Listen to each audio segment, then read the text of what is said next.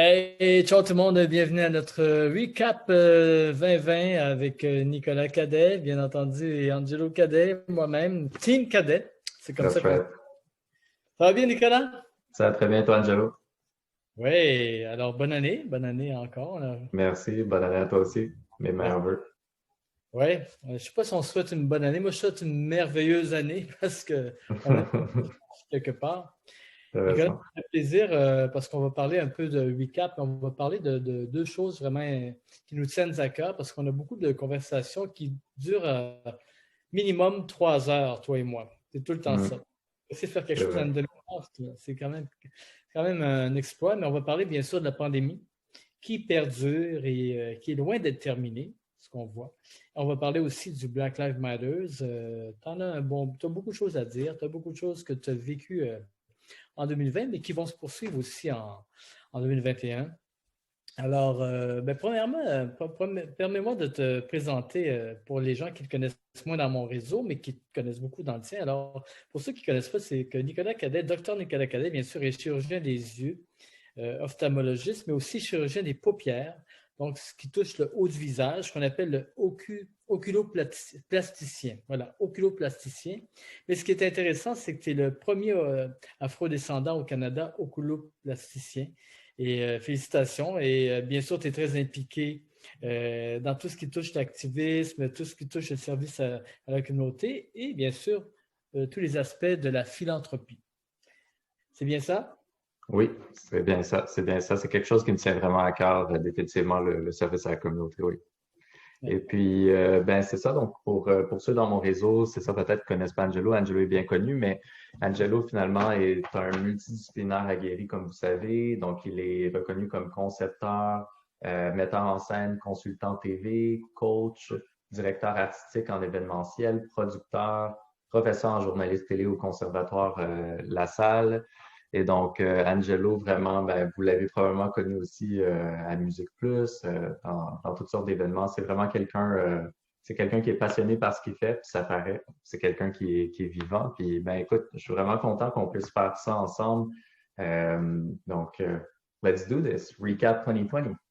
Cap 2020, écoute, on sait tous, bien sûr, que la pandémie a touché tous les aspects de la société. On a vu autant les femmes, que ce soit les personnes qui sont des communautés LGBTQ, les personnes des communautés ethnoculturelles.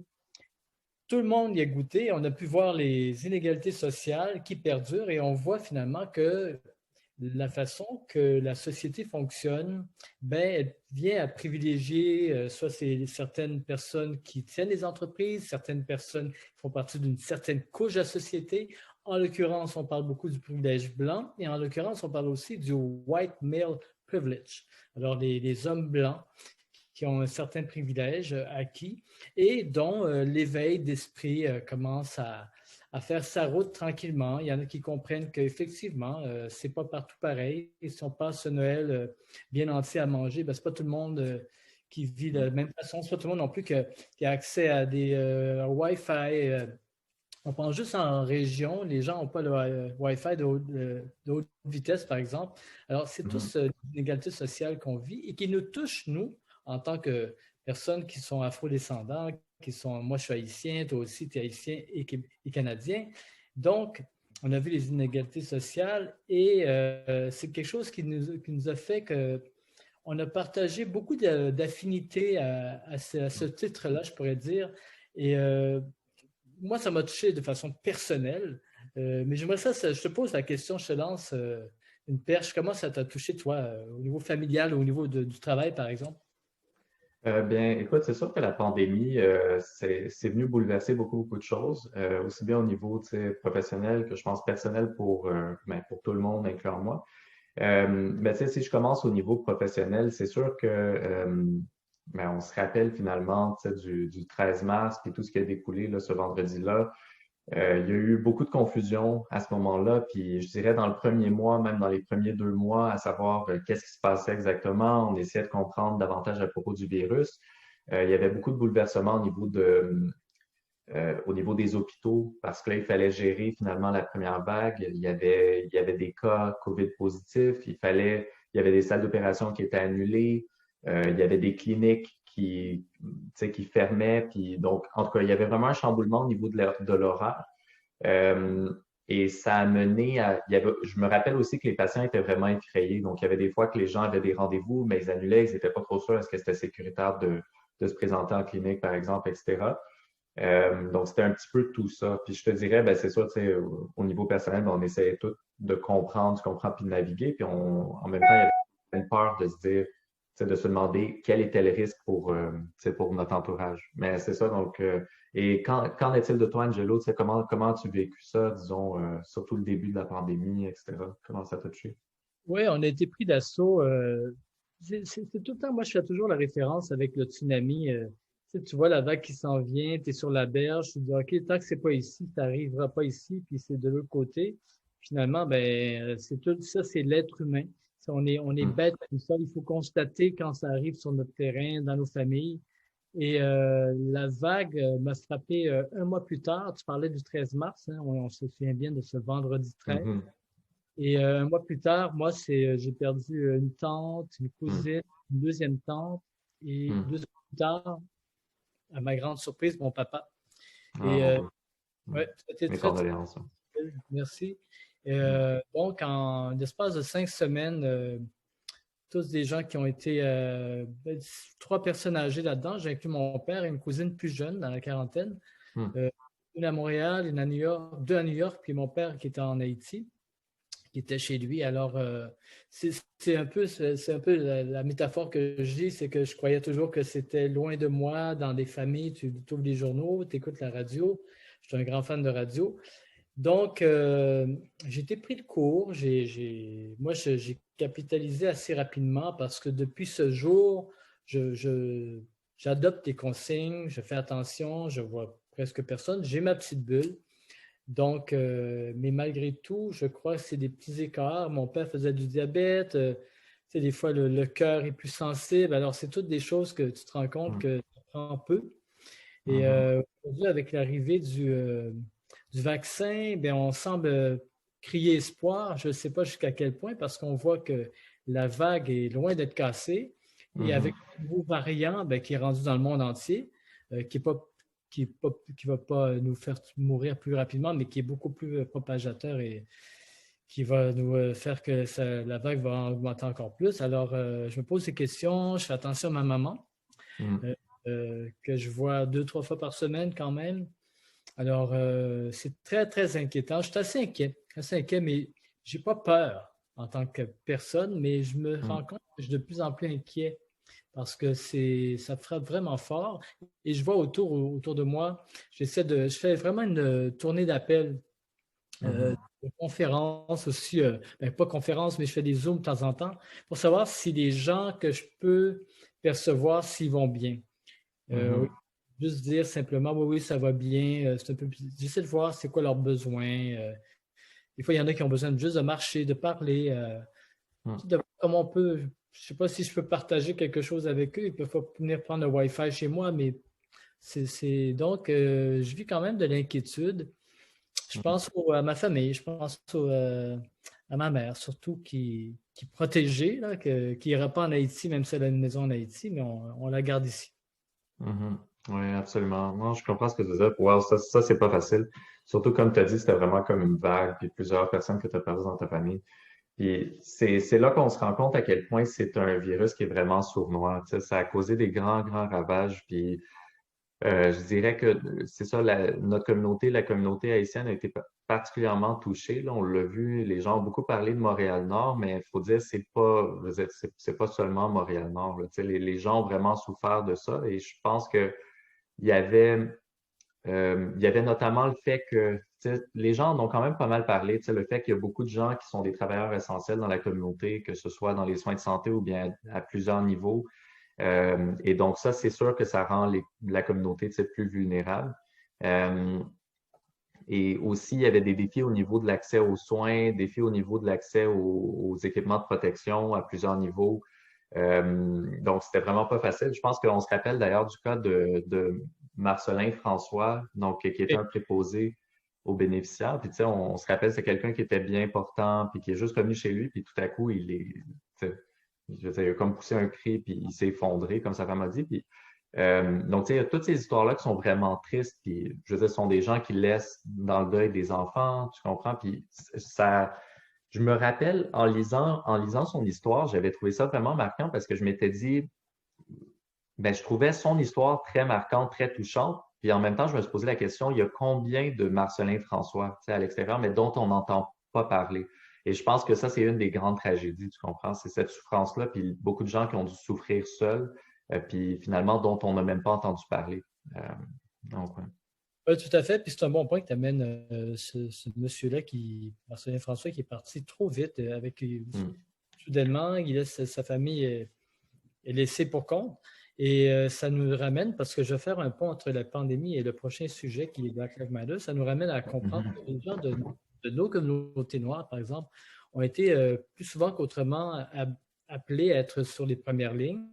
Mhm. Donc, on se rend compte que presque, c'est pas qu'on est des cobayes, mais ça fait que la société fait que les emplois qu'on doit combler et qu'on doit vraiment aspirer d'atteindre, ben, c'est ceux-là. Et ça fait qu'on est avec un gouvernement québécois qui ne veut pas reconnaître ce racisme systémique, qui fait que dans les sociétés, dans les entreprises, dans le système qui est établi, ça ne fonctionne pas de façon équitable, égalitaire. Et ben, on en souffre, on vient d'en parler. Et c'est de là qu'il y a eu des mouvements, beaucoup Black Lives Matter, que tu vas nous parler, Nicolas. Toi, le premier éveil et cette rencontre d'individuel, là, de façon personnelle, je veux dire, comment tu as vécu ça avec Black Lives Matter? Ben, écoute, je te dirais que ça a vraiment été ça a vraiment été un choc, dans la mesure où, ben, je te dirais un choc oui ou non. Un choc dans la mesure où je pense qu'on se rappelle tous finalement comment ça nous a touché, tu sais, l'histoire de George Floyd, la vidéo qui circulait. On voyait, tu sais, la souffrance, puis on n'arrivait pas à faire, il y avait pas de sens derrière tout ça, tu comprends? On se disait comment est-ce que ça se fait que quelqu'un perd sa vie tu sais, sans raison comme ça. Puis il y avait tellement en tout cas, je trouvais que c'était vraiment cruel. Puis on voyait aussi finalement la réaction des communautés face à ça. Il y a eu des manifestations, on s'en souvient. Les gens ont commencé à vraiment en parler aussi bien ici aussi. Euh, mais dans les faits, ce que je trouvais, ça me fait un peu penser à la question de Marcelin François dans la mesure où, dans les communautés noires, on sait que c'est des choses qui se produisent depuis toujours, finalement. Tu comprends? Le fait que des gens dans la communauté perdent leur vie, finalement, sans raison, dans des incidents, là, tu sais, dans des incidents semblables, là. Puis, euh, c'est vraiment triste de voir ça parce qu'on se rend compte finalement qu'en 2020, c'est pas parce que ça a commencé en 2020, je veux dire, toutes les années, il y avait un grand nombre de victimes qui perdaient leur vie, mais c'est juste le fait que là, c'était filmé, donc les gens ne pouvaient pas le nier, et donc là, ensuite, ça s'est propagé par les médias sociaux. Donc, en tout cas, je sais pas toi comment ça t'a touché, Angelo, aussi, tu sais, finalement, Black Lives Matter. Oui. Oui, parce que George Floyd est arrivé en juin. Alors, mon père venait de décéder. Mon père est décédé le Mhm. 20 mai. Ma fête était le 2 juin. J'avais pas l'esprit à la fête et on nous avait demandé de faire une espèce de blackout le 2 juin. Je n'étais pas là, mais ceci dit, ce qui m'a touché pour la première fois pour suivre les événements ben, de toute l'histoire des communautés noires, depuis l'esclavage jusqu'à Martin Luther King, jusqu'à récemment, ben, c'est que de voir que pour la première fois, les gens dans la société ressentaient ce qu'on ressentait via la vidéo. Et la Mhm. métaphore était physique, de ressentir le genou sur la tête, sur le cou et de se faire aider. Mhm. Alors, quand on disait depuis des années I cannot breathe, I can't breathe, ben, c'était ça que ça voulait dire dans tous les sens du mot. Et de voir qu'au début, c'était les jeunes des sociétés noires, après les jeunes points, puis après ça, c'était les adultes et les enfants, puis c'était planétaire. C'est ça qui est intéressant. C'était pas simplement aux États-Unis ou au Canada ou en Amérique, Mhm. c'était totalement planétaire. Donc, il y a quelque chose qui s'est passé en 2020, malgré toutes les turbulences qu'on a vécues. Ça m'a touché profondément de voir que quand on a des discussions, on n'a pas tout le temps à capitaliser, à se justifier et à se sentir comme une victime. pour moi, ça fait changement. Mhm. Oui. Oui, je suis bien d'accord avec toi. Je pense que ça a permis je pense qu'il y a plusieurs personnes qui, comme tu as dit, pour une première fois, ont compris davantage la réalité des gens des communautés noires. Et écoute, je pense qu'il était temps tu sais, qu'il y ait vraiment ce débat-là de façon plus sérieuse. Ce que j'espère, c'est qu'il va vraiment y avoir du changement sur la base de ça. Tu comprends? Parce que c'est ça Écoute, on l'a vu pendant, par exemple, la présidence Obama. Ce sont des années où il y a eu beaucoup de violences faites contre des gens dans la communauté. Tu comprends? Il y a eu beaucoup de gens qui ont perdu leur vie encore là sans raison. Puis, euh, il y a des gens qui se disaient, ah, le fait d'avoir le premier président issu de la communauté noire, ça allait changer les choses. Mais dans les faits, c'est que on, je trouve que je suis content qu'on ait eu le débat. Je suis content que les gens en ont parlé. Mais là, maintenant, c'est de dire comment est-ce que les choses vont réellement changer. Ouais. Puis, tu sais, puis on voyait aussi la corollaire au travers de la pandémie parce qu'on voyait comment tu sais, les communautés noires souffraient de façon disproportionnée. Il n'y avait pas non plus de données qui étaient récoltées à ce niveau-là. On l'a vu au Québec, il n'y a pas de données qui ont été récoltées officiellement alors que ça avait été promis. Puis je pense que c'est là qu'on se dit que c'est important pour être capable de changer la réalité pour nos communautés, tu sais, d'avoir des données. C'est important qu'il y ait des actions concrètes posées. Tu comprends que ce soit à tous les niveaux, tu comprends, incluant, tu as mentionné les entreprises tantôt, mais jusqu'au gouvernement. Tu comprends, il faut que les choses changent, il faut que ça devienne plus égalitaire. Je ne sais pas ce que tu en penses. Et tu relances parce que quand tu parles de débat, c'est intéressant. Ça me rappelle, si je peux paraphraser Philippe Fémiot qui avait dit à l'époque qu'il y avait une chicane encore pas Philippe lui-même, mais dans les médias par rapport à des injustices, par rapport à la représentativité encore. Puis il disait, ben, c'est fini cette histoire de débat. Maintenant, on est rendu au constat. Et c'est aussi, je pourrais poursuivre là-dessus, je pourrais dire, c'est fini cette idée de, oui, il faut des chiffres, mais aussi arrêter de faire des études. C'est comme Mhm. Hugo qui fait des études, c'est parce qu'on a tout fait. Il faut maintenant s'asseoir et faire des actions. Alors, puis on veut au-delà de tout ça, c'est que même si le Black Lives Matter était rendu sur toutes les tribunes du monde entier, mais on ne veut pas que ça demeure un fait d'actualité. On ne veut C'est pas que ça. ça demeure une tendance ni une mode. On veut qu'on poursuive. Nous, c'est l'histoire. On veut se revaloriser, on veut s'émanciper dans ce sens-là. Et c'est pour ça Mhm. qu'on voit sur Instagram et sur toutes les autres plateformes combien il y a d'entreprises black-owned, des entrepreneurs, Mhm. femmes et hommes, qui ont des entreprises de leur gré, pas seulement pour leur communauté, au contraire, ils veulent s'ouvrir. Et ça, c'est très foisonnant et ça me stimule à 300%. Mhm. Oui, je suis d'accord avec toi. Je pense que c'est quelque chose qui est effectivement, j'ai trouvé qu'il y avait comme une effervescence qu'on prend dans la communauté. Puis je dirais que autant que ça a été une année qui a été très difficile à plusieurs niveaux, mais en même temps, c'est vrai que c'était encourageant de voir, tu sais, le dynamisme des gens dans la communauté, puis la réponse des gens. Tu sais, on a vu que les gens ne sont pas laissés abattre. Et effectivement, je trouve que plusieurs entreprises qui existaient potentiellement depuis un certain temps, il y a plusieurs entreprises qui ont été lancées dans la communauté, mais aussi même certaines qui existaient, mais je pense qu'il y a des gens qui ont pris connaissance de ça, tu comprends, du fait de voir toute la richesse dans la communauté, puis tout ce qui se fait. Puis moi, je te dirais, une des choses que ça m'a poussé à faire en voyant, tu sais, tout le phénomène Black Lives Matter, euh, ben, disons, tu sais, plus tôt dans la pandémie, c'est ça, il y avait eu la campagne des couleurs essentielles. Je ne sais pas si tu l'avais passé, mais c'est ça, c'était une campagne, c'est très coloré. Euh, Mhm. Oui, c'est ça, effectivement. Puis ça, j'avais trouvé ça vraiment le fun. Puis, euh, donc, c'est ça. Finalement, c'était pour remercier les travailleurs essentiels. Puis, je me suis dit que, tu sais, à ma façon, tu sais, j'ai participé là, avec Benoît de Roland Média. Puis, l'affaire, c'était vraiment d'arriver à essayer d'encourager les gens, tu sais, les travailleurs essentiels. Donc, il y a eu une campagne aussi un petit peu plus média à ce niveau-là.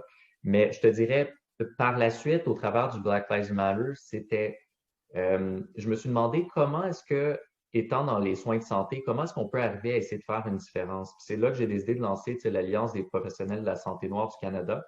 Puis jusqu'à présent, j'ai trouvé ça très intéressant, les échanges qu'on a pu avoir, puis tu comprends les actions concrètes sur lesquelles on travaille. Euh, on comprend que finalement, tu sais, on a un groupe Facebook, on est près de 900 là-dessus. Puis les soins de santé à la base, c'est pas vraiment il y a relativement peu d'activisme, généralement parlant, qui se fait. c'est généralement pas vu comme étant un milieu qui est très propice à ça. Mm. Cependant, je pense que c'est important, tu comprends, de se battre pour les droits de nos patients dans nos communautés noires et racisées. Et aussi les communautés de la diversité, donc comme les communautés autochtones aussi. Donc tout le monde finalement qui vit des injustices, les gens qui ont moins d'accès aux soins. Donc finalement, on essaye de travailler là-dessus. Donc on a des points concrets sur lesquels on travaille. Puis en tout cas, donc j'ai trouvé ça vraiment le fun de voir que au travers de ce mouvement-là, Black Lives Matter, c'est là qu'on s'est dit comment est-ce qu'on peut se battre pour les droits de nos patients, puis aussi des professionnels de la santé. Et je me demandais, parce qu'on parle souvent de art et médecine, tu comprends, c'est les deux domaines dans lesquels on est. Donc, je me demandais, toi, comment as-tu vu ça au travers du Black Lives Matter? As-tu vu justement une certaine effervescence au niveau du milieu des arts aussi? Oui, non, c'est-à-dire que nous, notre milieu est tombé en chute libre. Mhm. Ça a été tellement récupéré, ça a été très, très dur. Ça a été des Ouais, cartons pour tout le monde. Et ouais. pendant longtemps, c'est-à-dire le gouvernement a effectivement octroyé des fonds, des millions de dollars, mais pour les grandes institutions, et non pas pour les Mhm. petites de façon intrinsèque. Et ça, c'était très difficile parce qu'on sait tous que la réputation des artistes, c'est un peu à la remorque, c'est un peu, c'est pas facile les arts de tout acabit. Mais bon, fait que ça a été très difficile, mais je pense que les artistes aussi ont cette force de pouvoir se retourner, de pouvoir recréer, de pouvoir revamper, revisiter Mhm. l'art sous toutes les formes et de le mettre avec en annexe avec la société, par exemple. Moi, ce que j'ai fait, c'est que j'ai été très touché par le décès de notre ami Monsieur Macaron, qui est parti trop vite. Hein, il s'est enlevé la vie, je pense qu'on Mhm. peut dire maintenant. Et j'ai beaucoup d'appels, j'ai beaucoup sur Instagram, des femmes de ma communauté, des amis, filles, qui me disent, Angelo, faut qu'on fasse quelque chose. Il y a beaucoup d'hommes dans des communautés noires qui vivent des problèmes de santé mentale, mais trop fiers, ils préfèrent s'emmurer puis vivre encore plus de problèmes. Alors, j'ai créé un projet que je vais lancer en 2021, va s'appeler hashtag Je suis là. C'est du mentoring, c'est du coaching, c'est de l'encadrement, c'est de l'accompagnement. Mhm. En l'occurrence, ben, pour les hommes de nos communautés, mais aussi pour les femmes, mais pas juste des communautés noires. C'est-à-dire, mais je vais commencer à cibler ces gens-là. Puis je pense que prendre la main, vu qu'il y a des gens qui me connaissent, ben, peut-être qu'ils auront une certaine confiance. Je suis pas un psychologue, je suis pas un travailleur social, mais je pense que j'ai une bonne expérience, puis je pense que je suis un coach pas mal. Et je serai là pour les accompagner, pour qu'il y ait moins de solitude, pour poursuivre des projets pour parler, pour les stimuler, ben, surtout pour les motiver. Fait que c'est ça que ça m'a permis de faire. Des fois, c'est ça que je dis toujours, quand tu es dans la contrainte, il faut créer. C'est ce que tu fais. Mhm. Ce que je fais, c'est ce qui nous lie beaucoup à travailler ensemble et à faire qu'on est aujourd'hui Team Cadet. That's right, Team Cadet, that's right. Ah, Et donc, Team Cadet. exact, exact.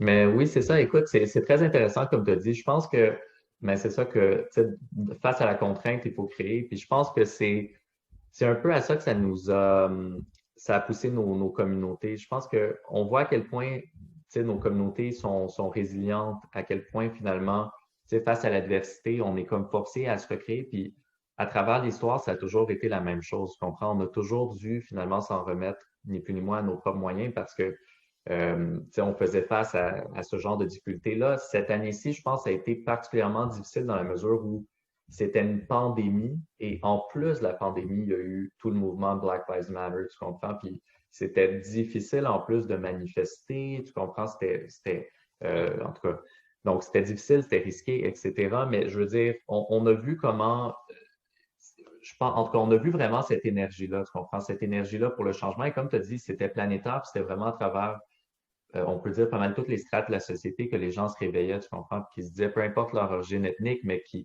je pense que beaucoup de gens se sont comme réveillés par rapport à ces injustices-là. Donc ça, je trouve que c'est vraiment fantastique. Et c'est ça, je me demandais, toi, oui, oui, tu allais dire? Non, mais j'allais dire, parce que c'est Mhm. intéressant, c'est qu'on a travaillé, le mouvement Black Lives Matter a travaillé en pandémie, comme tu l'as souligné, mais c'était déjà un mouvement qui vit dans la contrainte, qui vit dans la marge, Mhm. et avec la pandémie, donc c'est double contrainte. C'est Mais ça. finalement, on aurait pu croire que c'est un mouvement qui n'allait jamais ressurgir, mais finalement, regarde, c'est partout, c'est encore là, puis c'est loin, loin, loin d'être terminé. Mhm. Tu as une question? Oui, c'est ça, mais je me demandais, c'est ça, pour 2021, c'est ça, est-ce que tu avais une perspective par rapport à 2021 en termes de ce que tu aimerais, peut-être ce que tu aimerais voir comme développement par rapport à qu'est-ce qui s'est passé, ou est-ce que, tu sais, donc 2021, qu'est-ce que tu as en tête? Qu'est-ce que tu aimerais voir, tu sais, comme développement, disons? Il y a plusieurs choses. Comme je disais tantôt, j'ai mon programme que je vais lancer en coaching, je suis là. Mais c'est pour faire un peu un clin d'œil à ce que je parlais tantôt des entrepreneurs ben, de toute origine culturelle. C'est quelque chose qui, je travaille sur un projet présentement qui pourrait, qui va toucher directement, pas qui pourrait, mais qui va toucher directement à ça en plein dans le mille. Donc, pour moi, ça me stimule parce que ça revient du fait que c'est faire honneur à nos parents qui ont quitté le pays. Ils ont tout laissé derrière eux, sont partis en fuite pour venir s'installer ici, pour venir nous offrir une terre d'accueil. Le Canada est une terre d'accueil, le Québec aussi est une terre d'accueil, j'ai réussi à le dire.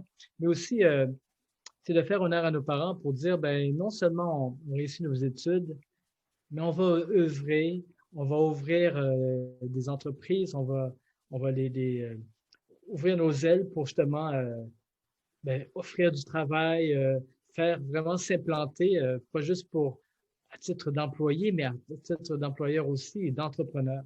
Et ça, je trouve Mhm. ça un beau chapeau pour nos parents, mais aussi pour la société québécoise, parce que tout le temps, je l'entendais dire, ben, tu sais, il faut vous intégrer. À l'époque, on parlait de multiculturalisme, et le multiculturalisme fait toujours appel à l'assimilation et non pas à Mhm. l'exclusion. Alors, Mhm. c'est ça qu'à l'époque, Trudeau père disait, faut comme oublier nos origines, mais en devenant canadien. Alors qu'aujourd'hui, ben, tu gardes tes origines, tu restes québécois, mais tu peux aussi t'implanter en devenant entrepreneur, puis être fier de le faire, puis travailler avec d'autres entrepreneurs québécois ou de toute origine. Fait que ça, c'est Mhm. une mission que j'ai envie de faire. Et l'autre mission, ben, c'est ce que je fais souvent sur les réseaux, c'est envoyer de l'amour. J'ai envie que les gens se sentent tellement bien, que ce soit dans les vidéos que je partage à Instagram ou peu importe. Pour moi, c'est important que c'est ma mission personnelle de faire du bien à l'autre. Et toi? Mhm. Écoute, je te dirais que pour moi, comme je l'avais mentionné tantôt, je pense qu'une chose que j'aimerais voir arriver en 2021, c'est des changements assez concrets sur la base de, tu sais, toute la mouvance Black Lives Matter, c'est d'arriver finalement à conserver cette énergie-là et à l'utiliser, tu comprends, pour déboucher vers des changements réels.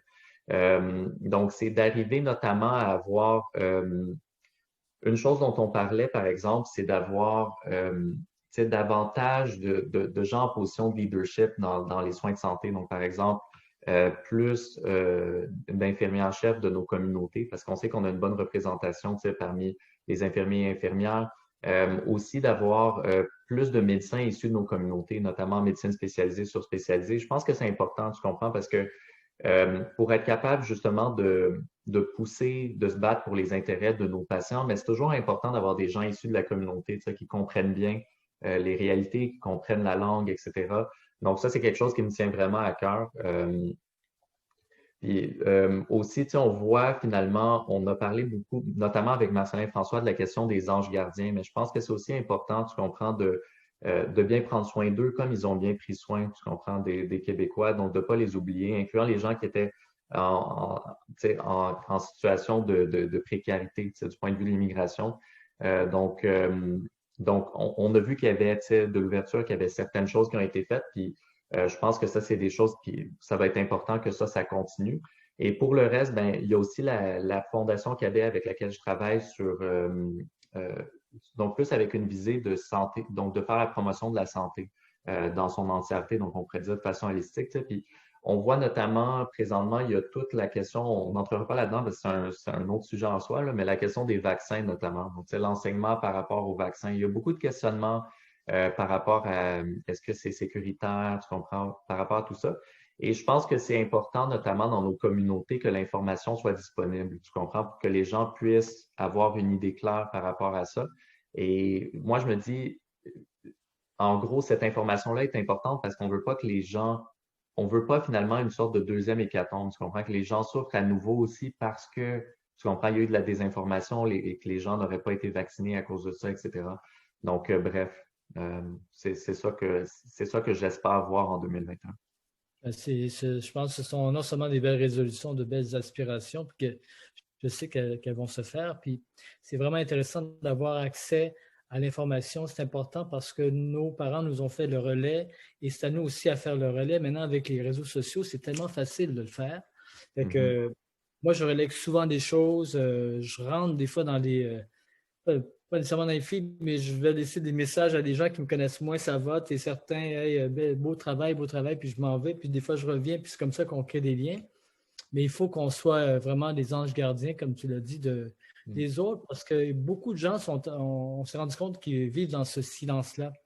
Ils sont emmurés, ils ne veulent pas parler, on a l'impression que tout va bien, mais c'est pas évident. Puis maintenant, dans la prochaine année, il va falloir qu'on s'arme vraiment de courage. Puis si moi j'ai plus de souffle, ben, je vais le donner. Puis des fois, ce serait l'autre qui me donnera aussi, tu sais.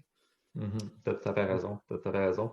Puis je pense en fait que c'est intéressant parce que je pense que ça nous amène à la conclusion puis aussi à une initiative de Team Cadet. Peut-être tu peux nous en dire plus.